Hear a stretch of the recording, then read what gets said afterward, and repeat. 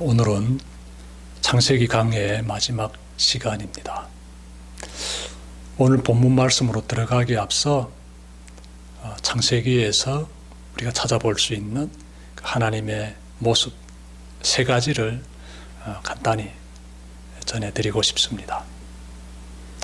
가장 먼저 우리가 찾아볼 수 있는 하나님의 모습은 하나님은 창조주 하나님이시다라는 것입니다. 창조하시는 하나님의 모습, 우리가 창세기에서 가장 먼저 발견하게 됩니다. 하나님께서 온 우주 만물을 창조하시고, 그리고 이 지구라는 행성에 하나님의 형상을 닮은 인간을 창조하셨습니다. 그리고 그 인간의 마음에 하나님을 사모하는 그 마음도 심어주셨습니다. 다음으로 우리가 찾아보게 되는 하나님의 모습은, 하나님은 인간에게 찾아오시는 그런 하나님이셨습니다. 찾아오시는 하나님. 최초의 인간인 아담과 하와에게 하나님께서 찾아오셨으며, 그의 후손들에게도 찾아오셨으며, 그리고 그 하나님은 이 시대를 살아가고 있는 우리들에게도 찾아오고 계시는 그런 하나님이십니다. 자, 끝으로 하나님은 인간을 구원의 길로 인도하시는 하나님이십니다. 아담과 하와가 하나님과 맺은 약속을 깨고 죄를 범하자 하나님께서 그 죄를 책망하시되 죄를 지은 그들을 진멸하지는 않으십니다. 죄를 짓고 두려움 가운데 있는 그들에게 구원의 약속을 주셨습니다. 하나님은 아담과 하와의 후손들 중에서 노아, 그리고 아브라함, 그리고 이삭, 야곱, 요셉이라는 이러한 인물들을 통해서 만인을 구원하시는 위대한 역사를 펼쳐가셨습니다. 그 부분에 대해서 우리가 창세기를 통해서 하나하나 잘 살펴봤습니다. 오늘 본문인 창세기 50장 15절부터 21절은 야곱이 죽은 뒤에 있은 한 사건을 다루고 있습니다. 야곱은 147세에 숨을 거둡니다.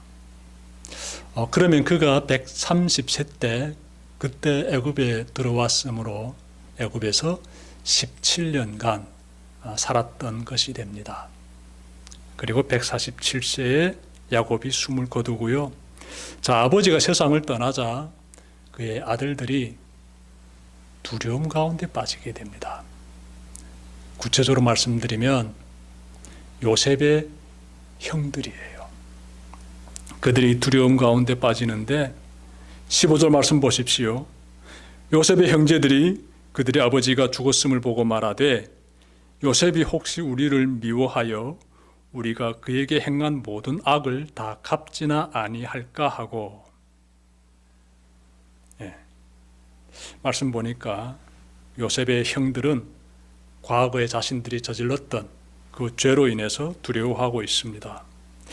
근데 그들은 몇 년 전도 아닌 무려 39년 전에 지은 그 죄를 다시금 들춰내고 있습니다. 그런데 그 죄는 17년 전에 요셉이 용서해 준 죄입니다. 다 알고 있기 때문에 그냥 넘어가겠습니다. 자, 그럼에도 불구하고 야곱의 그 아들들은, 즉 요셉의 형들은 그 죄를 다시 이렇게 들춰내면서 두려워하고 있는 그 이유가 무엇일까요? 두 가지로 찾아볼 수 있는데, 하나는 아버지의 보호막이 사라졌다고 판단되었기 때문이에요. 아버지의 보호막, 이것이 사라졌다 라고 그들이 이렇게 위기의식을 느낀 것이지요. 만약 요셉이 아버지가 살아계시기 때문에 분노를 참아왔다면 지금은 아버지가 돌아가셨기 때문에 그 분노를 누구에게? 자신들에게, 즉 형들에게 쏟아낼 수 있다라고 그들이 짐작한 것이지요. 그래서 두려워합니다. 다음은 죄의 무게는 시간이 지났다고 하여서 가벼워지지 않기 때문에 그렇습니다. 죄의 무게는 시간이 지난다고 해서 변하지 않습니다. 예수님 덕분에 우리는 죄의 무게로부터 해방되었지만 그 이전까지만 해도 죄의 무게를 수시로 느껴야만 했습니다. 여러분, 요셉의 그 형들의 마음에는 39년 전에 동생에게 저질렀던 그 죄의 무게가 여전히 남아 있었던 것입니다. 요셉이 자신들의 죄를 완전히 용서해 주었다고 판단되지 않는 한 그 죄의 무게는 생생하게 그들의 마음을 짓누르게 됩니다. 형들은 두려움 가운데서 한 가지 방안을 찾습니다. 그들은 요셉에게 중재인을 보냅니다. 직접 찾아가기가 두려웠던 것이지요. 그래서 자신들의 그 마음을 요셉에게 잘 전달해 줄 수 있는 사람을 보내는데 그 사람이 요셉에게 이르러 이렇게 말합니다. 16절부터 17절에서 나오는데요. 당신의 아버지가 돌아가시기 전에 명령하여 이르시기를 너희는 이같이 요셉에게 이르라. 내 형들이 내게 악을 행하였을지라도 이제 바라건대 그들의 허물과 죄를 용서하라 하셨나니 당신 아버지의 하나님의 종들인 우리 죄를 이제 용서하소서. 네, 중재인을 통해서 형들의 심정을 알게 된 그 요셉의 눈가에 이슬이 고입니다. 눈물이 고이는 거예요. 두려움에 떨고 있을 형들을 그려보며 요셉은 자신이 겪었던 과거의 그 아픔, 그 사건을 떠올렸을 것입니다. 그때에는 자신의 생명이 형들의 손에 쥐어져 있었는데 지금은 상황이 역전되었습니다. 형들의 생명이 자신의 손 안에 있는 것입니다. 17년 전에 형들을 처음 만났을 때 그들이 자신들의 그 잘못을 뉘우치고 있으므로 요셉은 그 죄를 용서해 줬습니다. 그런데 지금 형들이 또다시 용서를 구하고 있습니다.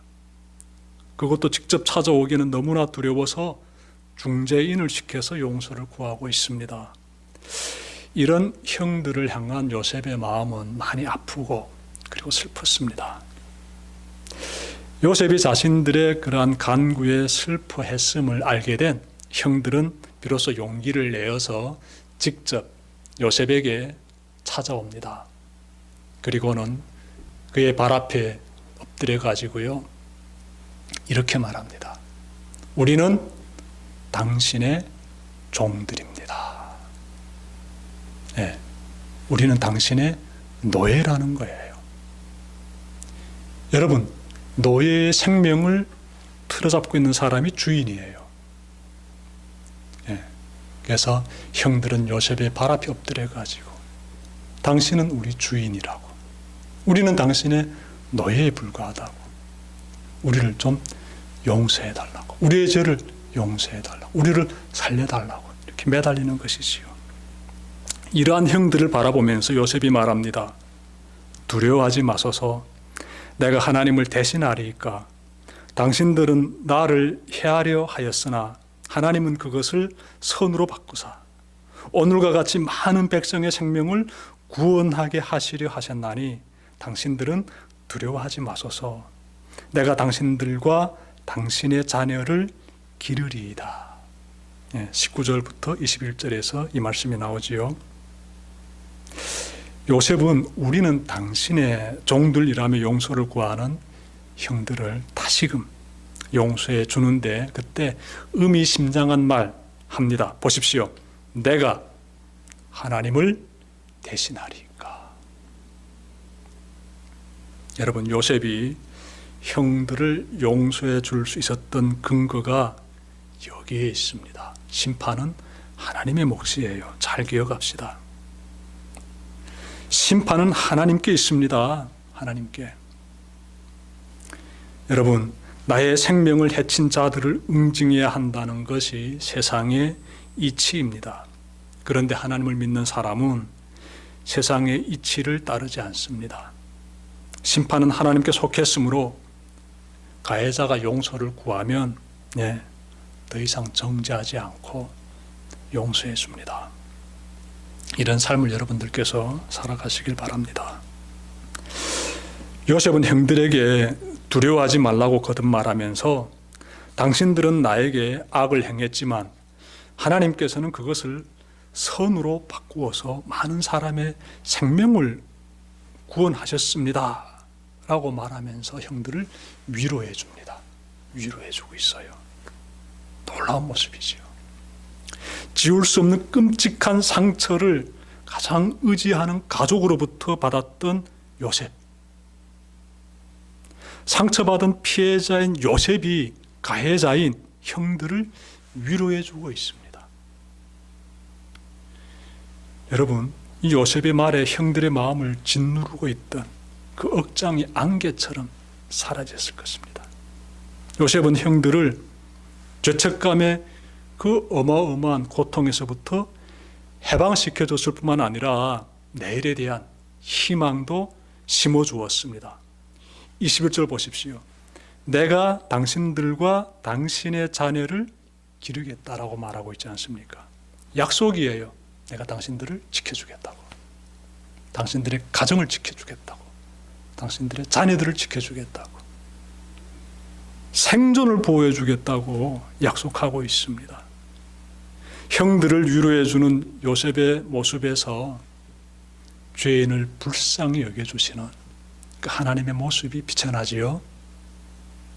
그리고 또 한편으로 요셉의 발 아래 엎드린 형들의 모습에서 이 세상의 모든 죄는 하나님 앞에서 낱낱이 드러나게 됨을 하여 하나님의 심판을 마주하게 됨을 우리가 또한 떠올려 보게 됩니다. 여러분, 말씀을 마치기에 앞서 한 가지만 좀 성찰해 봤으면 좋겠습니다. 요셉이 다시금 형들을 용서해 주는 이 사건은 창세기에 기록된 마지막 사건입니다. 이 사건이 우리에게 주는 교훈이 있습니다. 무엇일까요? 창세기에는 여러 사건들이 등장하지요. 사건들을 통해서 여러 메시지들이 나오게 되지요. 여러 교훈들을 우리가 깨닫게 되지요. 자, 그러다가 마지막에 나오는 이 사건, 요셉이 거듭하여서 형들을 용서해 주는 이 사건을 바라보면서 우리는 무엇을 깨달아야 할까요? 이 사건이 우리에게 주고 있는 그 교훈은 무엇일까요?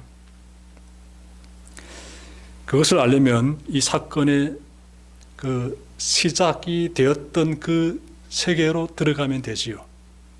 그 시간 속으로 들어가면 우리가 찾아볼 수 있습니다. 다시 말씀드리면 형들이 저질렀던 불미스러운 그러한 죄를 답습하지 않으려면 그 죄가 시작이 된 현장으로 들어가서 보면 됩니다. 사건이 발생한 39년 전으로 거슬러 올라가면 문제의 원인을 발견하게 되는데요. 그것은 형제 간의 미움과 시기였습니다. 아버지가 요셉을 더 많이 사랑하니까 형들이 요셉을 미워했다라고 성경은 말씀하고 있어요. 그리고 요셉이 형들이 나에게 절을 하는 꿈을 꿨다고 거듭해서 말하자 그들은 요셉을 시기했다라고 성경은 말씀하고 있어요. 여러분, 이것이 바로 죄의 불씨였어요. 죄의 불씨. 성경 보게 되면 아담의 아들 가인이 아벨을 죽인 그 사건이 나오지요. 그 배후에 무엇이 있었을까요? 여러분, 가인은 형이고 아벨은 동생이지요. 근데 형이 왜 동생을 죽였습니까? 시기심 때문이지요.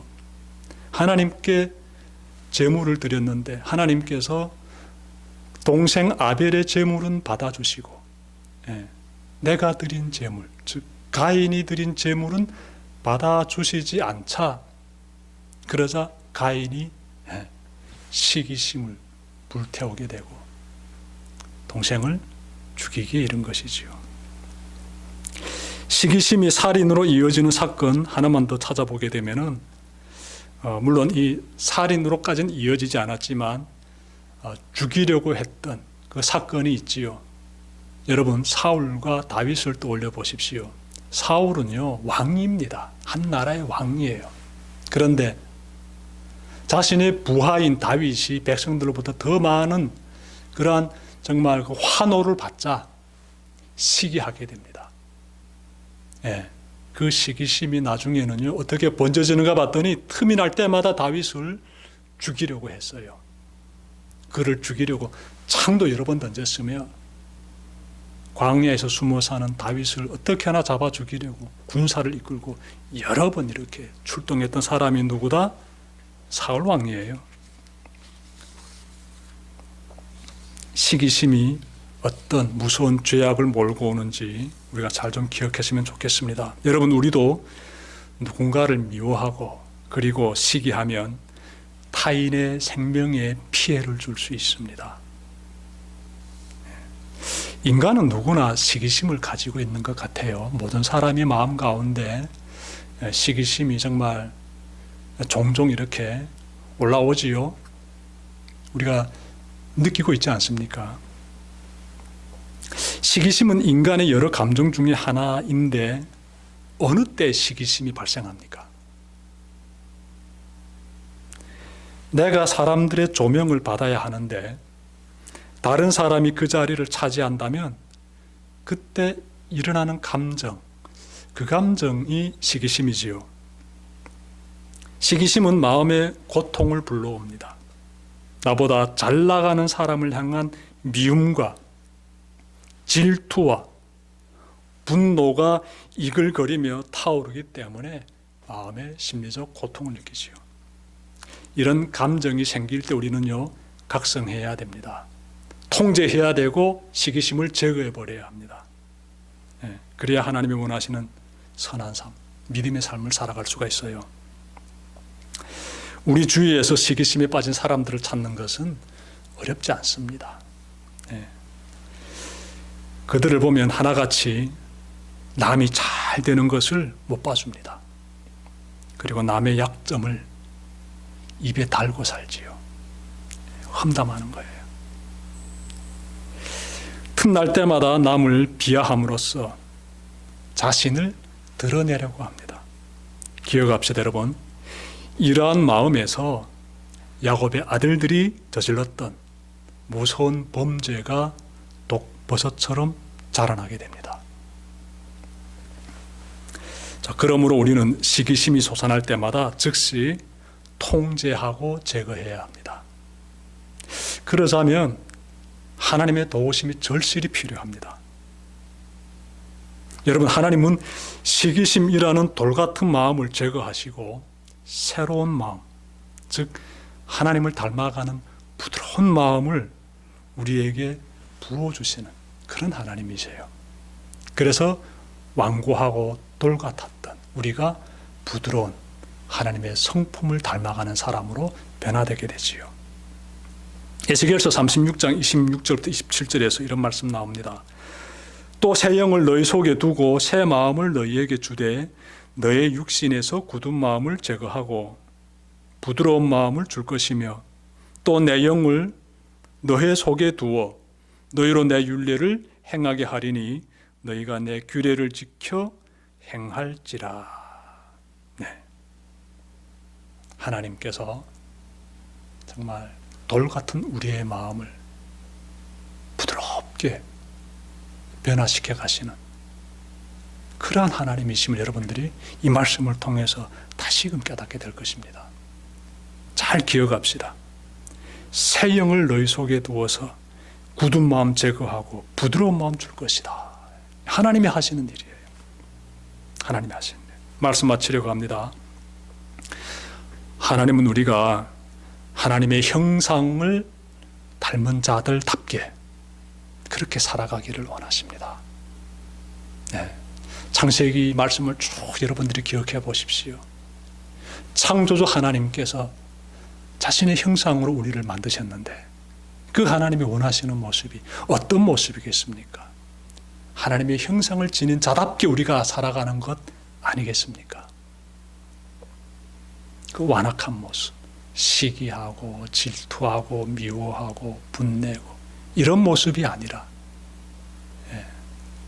하나님이 원하시는 모습, 품어주고 죄 가운데서 어떻게 회개하고 또 용서해주고 변화되는 하나님의 형상을 지닌 자답게 그렇게 성화되어가는 그런 모습을 하나님은 원하고 계시지요.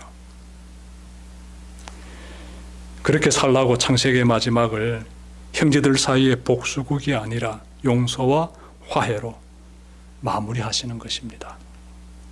인류를 향한 하나님의 위대한 구원의 사역을 바라보며 여러분도 요셉처럼 하나님의 구원의 통로로 쓰임 받으시기를 주님의 이름으로 축원합니다.